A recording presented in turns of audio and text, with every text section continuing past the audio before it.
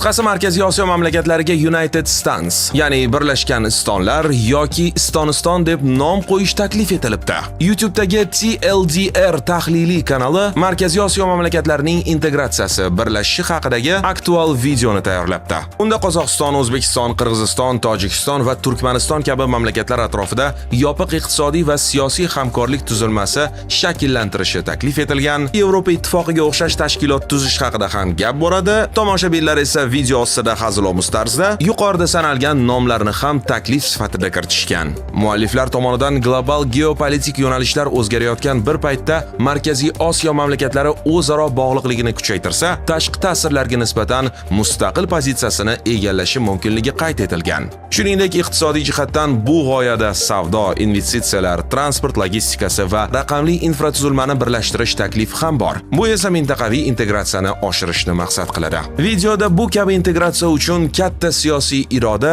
va ishonchlilik kerakligi ham qayd etilgan. Shuningdek, tashqi kuchlarning ta'siri haqida ham so'z boradi. Video ingliz tilida. Agarda uni tomosha qilib, ko'proq ma'lumotga ega bo'lmoqchi bo'lsangiz, Telegramdagi Qisqasi TV kanalimizga joylab qo'ydik. Link orqali o'tib bemalol ko'rishingiz mumkin.